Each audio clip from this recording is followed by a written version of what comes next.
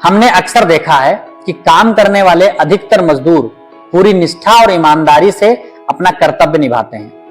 वे धूप हो या छांव, गर्मी हो या सर्दी, हर परिस्थिति में अपनी मेहनत से कंपनियों और प्रतिष्ठानों को आगे बढ़ाने में अपना योगदान देते हैं। उनकी मेहनत की नींव पर ही इन बड़ी बड़ी कंपनियों का व्यवसाय खड़ा है।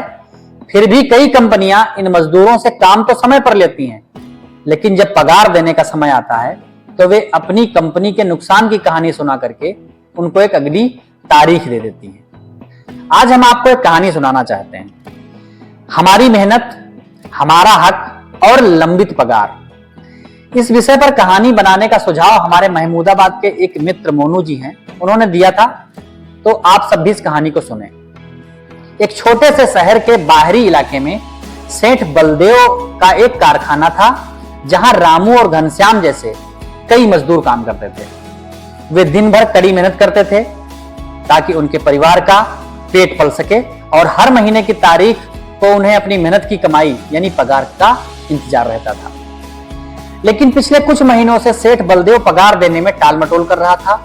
कभी कहता कि काम ठीक नहीं हुआ, तो कभी किसी और बहाने से मजदूरों को खाली हाथ ही लौटा देता था। रामू, जिसके घर में बीमार पत्नी और 2 छोटे बच्चे थे, हर गुजरते दिन के साथ वो चिंतित होता जा रहा था। लीला उसकी पत्नी का नाम था। लीला अक्सर उदास रहती थी क्योंकि घर के खर्च चलाना अब मुश्किल हो रहा था।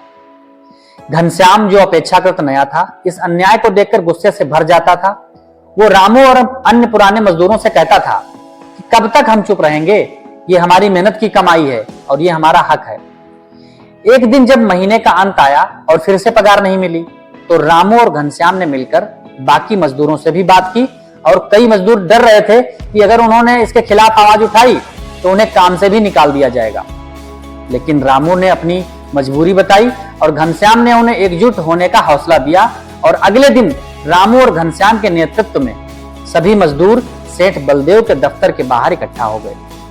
उन्होंने शांतिपूर्वक अपनी पगार की मांग की। सेठ बलदेव पहले तो गुस्से में लाल हो गया और फिर धमकाने की कोशिश की। उसने मुंशी को कहकर उनको, जो मजदूर थे, उनको भगाने तक का आदेश दे दिया। लेकिन इस बार मजदूर डटे रहे। उन्होंने कहा कि जब तक उन्हें अपनी पगार नहीं मिलेगी वे काम पर वापस नहीं लौटेंगे। सेठ बलदेव को यह उम्मीद नहीं थी कि यह सब इतना बढ़ जाएगा। कारखाने का काम रुक गया था और उसे भी नुकसान हो रहा था। कुछ देर तक तनातनी बनी रही। फिर कुछ समझदार लोगों के समझाने पर और अपने नुकसान को देखते हुए सेठ बलदेव को झुकना पड़ा। उसने मुंशी को तुरंत सभी मजदूरों का बकाया जो पेमेंट था, बकाया पगार थी, उसको देने का आदेश दिया। उस दिन मजदूरों के चेहरे पर खुशी की लहर दौड़ गई।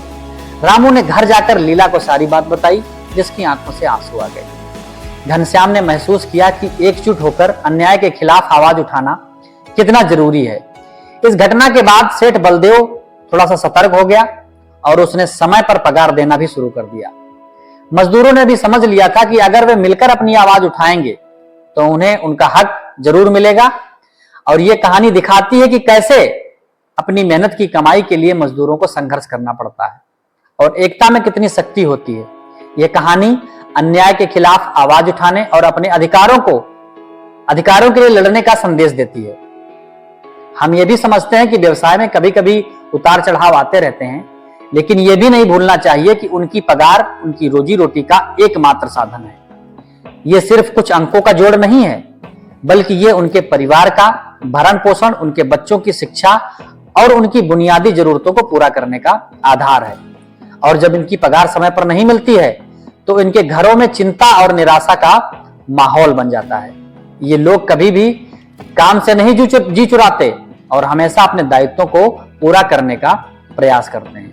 लेकिन फिर भी कुछ कंपनियां और जिम्मेदार अधिकारी जब इनकी लंबित पगार समय पर नहीं देते हैं तो हमारे लिए आवाज उठाना आवश्यक हो जाता है। और हो भी क्यों ना, क्योंकि हम सब भी कहीं न कहीं मजदूर ही हैं और मजदूरी का काम करते हैं। हमारा किसी कंपनी से या किसी अधिकारी से कोई बैर नहीं है, हम सिर्फ मजदूरों के हक की मांग करते हैं। हम ऐसी कंपनियों और जिम्मेदार अधिकारियों से विनम्रता पूर्वक निवेदन करते हैं कि इस समस्या को ध्यान दें ताकि ये लोग भी अपने आगे की योजना बना सकें और अपने परिवारों को आश्वस्त कर सकें। आप सबको अगर ये कहानी अच्छी लगी हो और आप चाहते हैं कि हमारा संदेश और भी कंपनियों तक पहुंचे तो आप इस वीडियो को शेयर करें। और आज की बड़ी बूंद शो में इतना ही।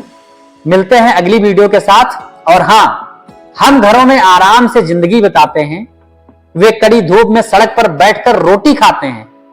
उन्हें पगार दे भरपूर, क्योंकि सबसे शक्तिशाली है मजदूर। नमस्कार।